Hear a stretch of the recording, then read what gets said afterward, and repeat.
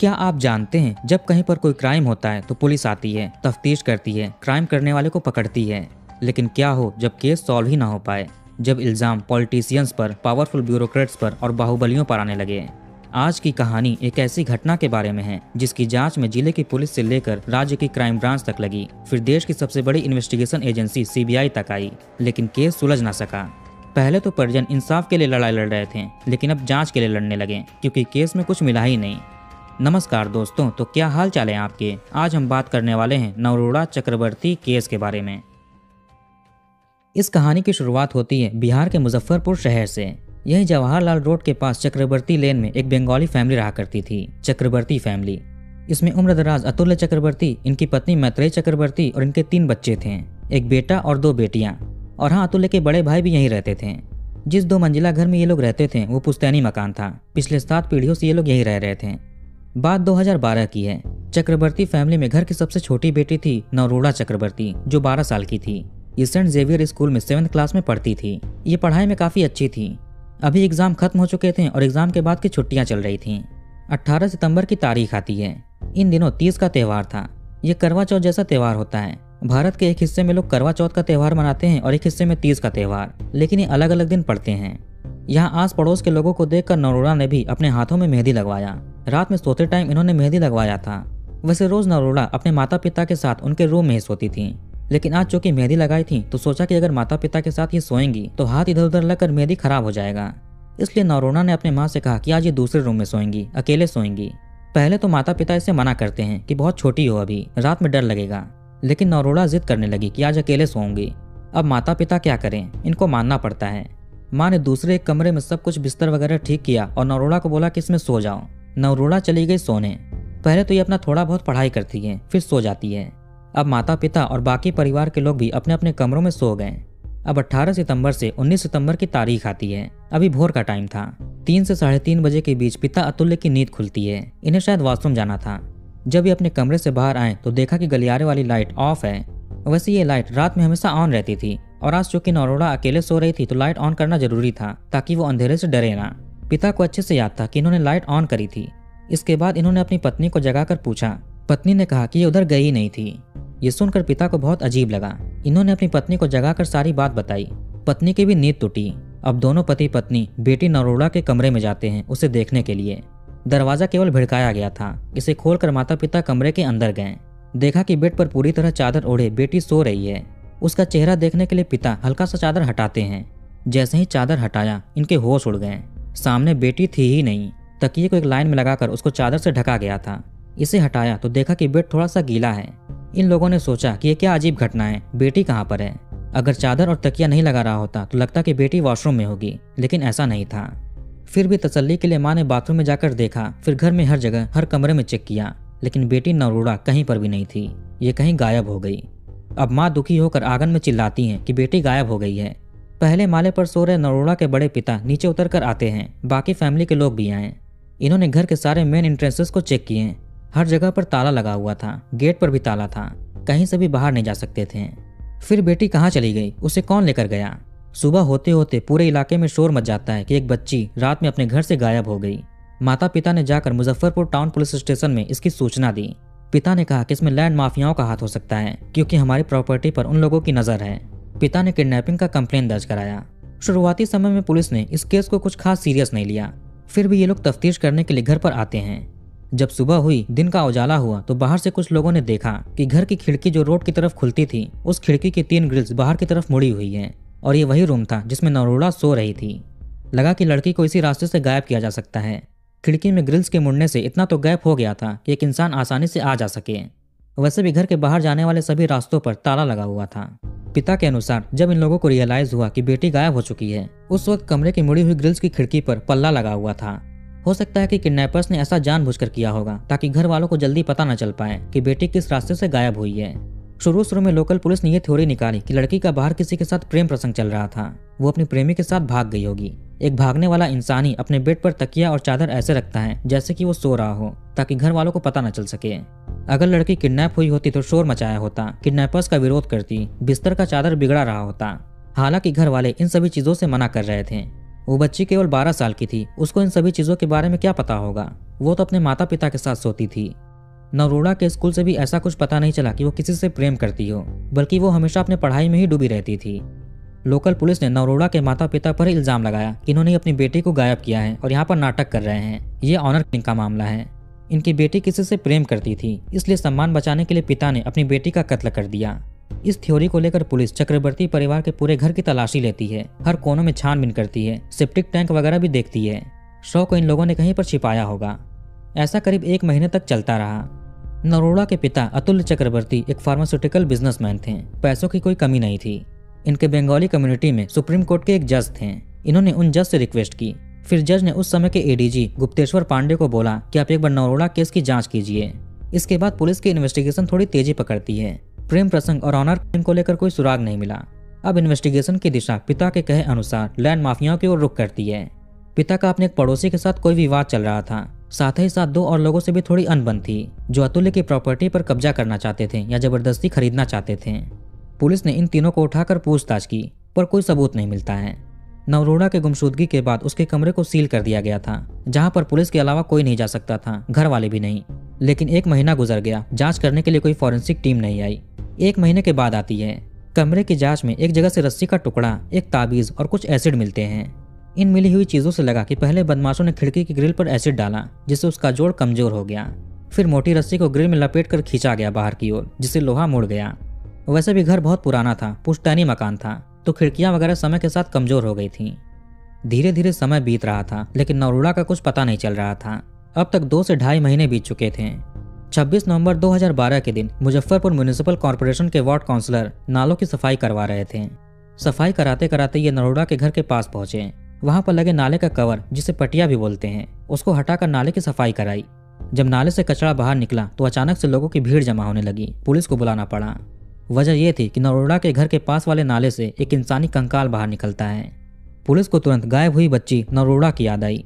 कहीं ये हड्डियां नरोड़ा की ही तो नहीं हैं। हड्डियों की फोटोज वगैरह लेने के बाद इसे मुजफ्फरपुर के Shri Krishna medical college and hospital भेज दिया जाता है। इसके बाद पटना के हॉस्पिटल भेज दिया जाता है। यहाँ फॉरेंसिक जांच होती है। इसमें मिला कि हड्डियां किसी 13 से 15 साल की फीमेल की हैं और ये ज्यादा पुरानी नहीं लग रही। 10 नवंबर से 20 नवंबर के आसपास कत्ल हुआ होगा। वैसे ये डिस्क्रिप्शन एक्यूरेट नहीं था, कुछ आगे पीछे हो सकता है, इसमें बस अनुमान लगाते हैं। नरोड़ा की खबर तो पहले ही हेडलाइंस बन रही थी। हड्डियां मिलने के बाद खबर और तेजी से वायरल होने लगा, आसपास के राज्यों तक फैल गया। हड्डियों की सारी जांच होने के बाद ये हुआ कि एक बार नरोड़ा के माता पिता का ब्लड सैंपल लेकर इसकी डीएनए जांच कराना चाहिए, कहीं ये नरोड़ा के अवशेष तो नहीं। इसके बाद पुलिस नरोड़ा के परिवार से रिक्वेस्ट करती है, लेकिन ये लोग मानने को तैयार ही नहीं कि वो नरोड़ा के अवशेष हैं। इन्हें लगता था कि बेटी किडनैप हुई है, पुलिस को उसे ढूंढना चाहिए। अवशेष मिलने के कुछ ही दिनों के अंदर ही दिसंबर 2012 तक केस सीआईडी को सौंप दिया जाता है। इन्होंने भी नरोड़ा के परिवार से रिक्वेस्ट किया कि डीएनए जांच कराने के लिए सैंपल चाहिए। घर वालों ने इनको भी मना कर दिया। चूंकि घर वाले सीआईडी के साथ कोऑपरेट नहीं कर रहे थे, तो सीआईडी को भी लगा कि नरोड़ा केस में कहीं घर वालों का ही हाथ तो नहीं है। इसके बाद सीआईडी भी प्रेम प्रसंग और ऑनर किलिंग को लेकर जांच आगे बढ़ाती है, पर कुछ मिलता नहीं है। समय बीतते जा रहा था। पुलिस और सीआईडी दोनों की ही जांच में कोई लीड या सुराग तक नहीं मिला। जांच चलती रही। सीआईडी भी लैंड माफिया के एंगल से छानबीन करती है। कुछ बिजनेसमैन वगैरह से बात किया जाता है। इसमें सामने आया कि अतुल्य चक्रवर्ती अपनी प्रॉपर्टी बेचना चाह रहे थे। इसके लिए इन्होंने 1 सितंबर 2012 को एक बिजनेसमैन से कुछ डीलिंग भी की थी। 21 लाख रुपए एडवांस लिए थे, लेकिन अतुल्य चक्रवर्ती ने पुलिस को यह बात नहीं बताई थी। सीआईडी को यह बात उस बिजनेसमैन के जरिए पता चला। फिर अतुल्य चक्रवर्ती से क्रॉस चेक कराते हैं। इन्होंने भी स्वीकार किया कि डीलिंग की थी और पैसे भी लिए थे। जब ये डीलिंग हुई तो इसकी खबर पूरे इलाके में आग की तरह फैलती है। उस वक्त नरोड़ा वाली घटना नहीं हुई थी। बताया जाता है कि जमीन की कीमत उस समय 4 करोड़ रुपए थी। हो सकता है कि लैंड माफिया नहीं चाहते थे कि चक्रवर्ती फैमिली सब कुछ किसी और को बेचकर यहाँ से चली जाए। इनको जाने से रोकने के लिए बेटे को गायब करवा दिया गया होगा, ऐसा पिता का कहना था। लड़की को गायब हुए अब तक 1 साल हो चुके थे। सीआईडी की जांच में भी कुछ नहीं मिला। फिर सितंबर 2013 में जन सुनवाई के दौरान नरोड़ा के माता पिता बिहार के सीएम से मिलते हैं। उनसे रिक्वेस्ट किया कि केस सीबीआई को देना चाहिए, स्टेट पुलिस से कुछ नहीं होगा, इसमें बड़े बड़े लोगों का हाथ है। राज्य सरकार ने यह बात सुनी और केस सीबीआई को देने का फैसला किया। केस सीबीआई को देने की कोशिश भी होती है, लेकिन सीबीआई ये केस स्वीकार नहीं करती। एक तो ये था कि क्या स्टेट सीआईडी इतनी समर्थ नहीं कि केस सुलझा सके, और दूसरा ये कि सीबीआई को स्टेट से जो ऑफिसर्स चाहिए थे गवर्नमेंट उन्हें अपॉइंट नहीं करती। सीबीआई की जांच ना शुरू होने को लेकर नरोड़ा के पिता सीधे सुप्रीम कोर्ट पहुंच गए। 25 नवंबर 2013 को सुप्रीम कोर्ट ने आदेश दिया कि ये केस सीबीआई ही इन्वेस्टिगेट करेगी। फरवरी 2014 से सीबीआई अपनी तहकीकात शुरू करती है। सीबीआई का भी सबसे पहला स्टेप यही था कि उन मिली हुई हड्डियों का डीएनए जांच कराना, लेकिन नरोड़ा के माता पिता अभी भी मना कर रहे थे। फिर सीबीआई इन्हें समझाती है कि आपकी बेटी को गायब हुए इतने दिन हो चुके हैं, ना तो उसके जीवित होने का कोई सबूत मिल रहा है और ना ही उसके मृत्यु का, और डीएनए जांच के बिना इन्वेस्टिगेशन आगे नहीं बढ़ सकती। इस बार घर वाले डीएनए जांच के लिए मान जाते हैं। अब इनका ब्लड सैंपल लेकर पटना हॉस्पिटल में हड्डियों के साथ जांच होती है। यहाँ पर डीएनए मैच हो जाता है, यानी वो अवशेष नरोड़ा के ही थे। इतने दिनों से ये लोग मान रहे थे कि बेटी जीवित है, उसको किसी ने किडनैप कर रखा है। अवशेषों की जांच में यह भी बात आई कि इसके साथ छेड़छाड़ हुई है। वैसे ये अवशेष पहले पुलिस के अंडर में थे, फिर सीआईडी के अंडर में रखे गए थे। पिता ने इल्जाम लगाया कि ये लोग भी लैंड माफियाओं से मिले होंगे। पिता ने बताया कि जब वो नाले से अवशेष मिले तो उसकी फोटोज एक आला दर्जे के ऑफिसर ने पिता को दिखाई थी। बोला कि हड्डियां किसी लंबे चौड़े आदमी की लग रही हैं। पिता ने जब ये फोटोज देखी तो उन्हें भी कुछ ऐसा ही लगता है, क्योंकि पैर की हड्डी काफी लंबी थी। हाइट के हिसाब से नरोड़ा मिली हुई हड्डियों के मुकाबले काफी छोटी है। Shri Krishna medical college and hospital में जब ये अवशेष गया तो जांच करने वाले डॉक्टर ने बताया कि ये हड्डियां 12 से 24 महीने पुरानी लग रही हैं, जबकि नरोड़ा केवल 2.5 महीने पहले गायब थी। पिता के अनुसार वो हड्डियां दिखने में भी काफी कमजोर लग रही थीं, जैसे वो कई दिनों से नाले में पड़ी हो। उसके स्कल में इतना मिट्टी भर चुका था कि अगर मिट्टी को निकालें तो आधा किलो से कम मिट्टी नहीं निकलेगी। नाले की बात को लेकर पिता ने बताया कि अभी महीने भर पहले ही छठ त्योहार के दौरान नाले की सफाई की गई थी, फिर 1 महीने के अंदर ही अचानक दोबारा कैसे साफ कर सकते हैं। इससे वार्ड काउंसलर पर भी शक जाता है, क्योंकि इसने ही नाली साफ करने के आदेश दिए थे और हड्डी मिलने वाले टाइम ये स्पॉट पर था। इसके खिलाफ पुलिस में कई केसेस पेंडिंग चल रहे हैं, जिसमें ट्रेन रॉबरी भी शामिल है। मुजफ्फरपुर के हॉस्पिटल में अवशेषों की जांच करने के बाद पटना के हॉस्पिटल भेजे गए। पिता के अनुसार वहां के जांच करने वाले डॉक्टर ने कहा कि ये हड्डियां 30 से 40 साल के आदमी की लग रही हैं। पिता ने इसके बारे में एक न्यूज आर्टिकल में भी पढ़ा था। आगे अचानक ये बात और रिपोर्ट दब जाती है। फिर आई कि हड्डी 13 से 15 साल के लड़की की है, जिसका कत्ल 10 नवंबर से 20 नवंबर के बीच हुआ होगा। फिर ये डीएनए वाली रिपोर्ट आई। इसमें डीएनए तो मैच हुआ, लेकिन छेड़छाड़ की बात आई थी। पिता के अनुसार नरोड़ा के गायब होने के बाद जब इस सुप्रीम कोर्ट के जज के जरिए एडीजी गुप्तेश्वर पांडे से मिले तो इन्होंने अतुल चक्रवर्ती को एक कागज पर कोई फोन नंबर लिख कर दिया और कहा कि आप इस पर बात कीजिए। घर आकर पिता उस नंबर पर कॉल करते हैं।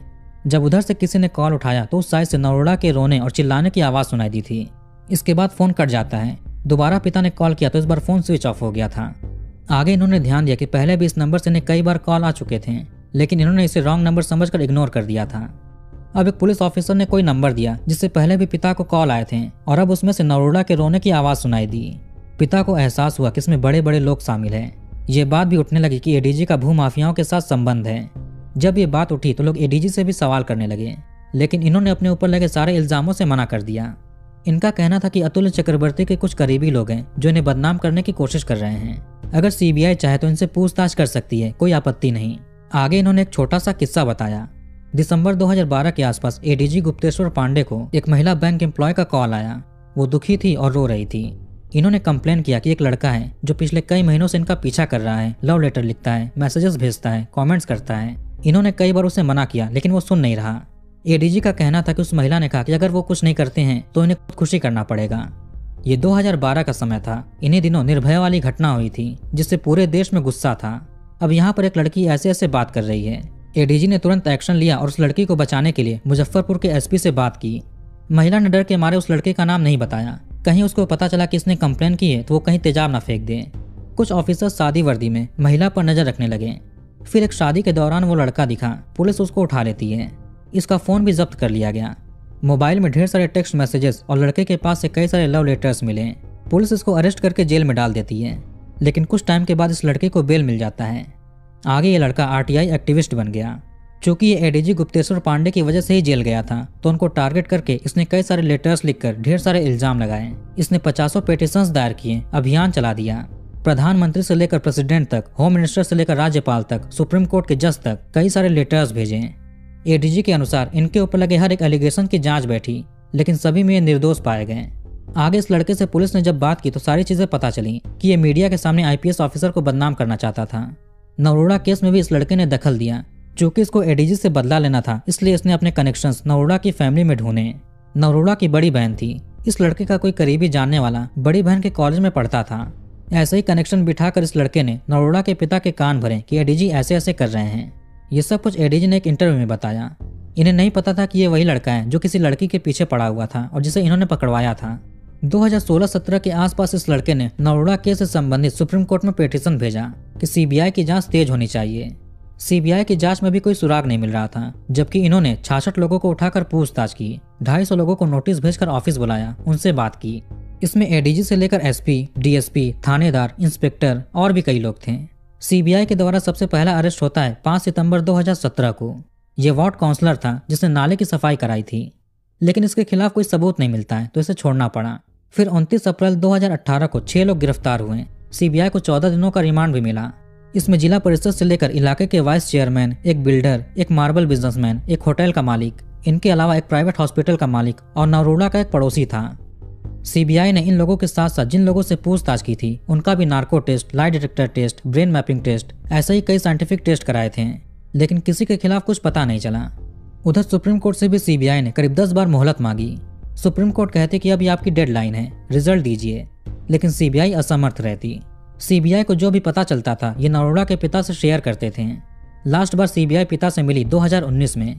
24 नवंबर 2020 की शाम में लगभग जांच के 5 साल 10 महीने के बाद सीबीआई स्पेशल कोर्ट में अपनी क्लोजर रिपोर्ट दाखिल करती है। इसमें कहा गया कि सीबीआई मामले की जांच में कोई ठोस साक्ष्य नहीं जुटा पाई, इसलिए मामले की जांच बंद की जा रही है। 40 पेजेस की क्लोजर रिपोर्ट थी जिसमें 86 पॉइंट सीबीआई ने कोर्ट के सामने रखे हैं। पहले माता पिता कातिल को पकड़वाने की जंग लड़ रहे थे, अब सीबीआई की जांच को लेकर कोर्ट से लड़ रहे हैं। क्लोजर रिपोर्ट के बाद नरोड़ा के माता पिता कोलकाता चले गए क्योंकि पिता की तबीयत खराब हो गई थी, उनका ट्रीटमेंट कराना था। पिता ने किसी मीडिया पर्सन से फोन पर बोला कि सीबीआई भी राजनीतिक प्रभाव में है और मामले को सुलझाना नहीं चाह रही। इन्हें अदालत पर पूरा भरोसा है कि जरूर न्याय मिलेगा। तो कहानी को यहीं पर खत्म करते हैं। अब कमेंट करके बताइए कि वीडियो आपको कैसा लगा। इस वीडियो को लाइक और शेयर जरूर करिए और हमारे चैनल को सब्सक्राइब करके बेल आइकन ऑन कर लीजिए। मिलते हैं नेक्स्ट वीडियो में।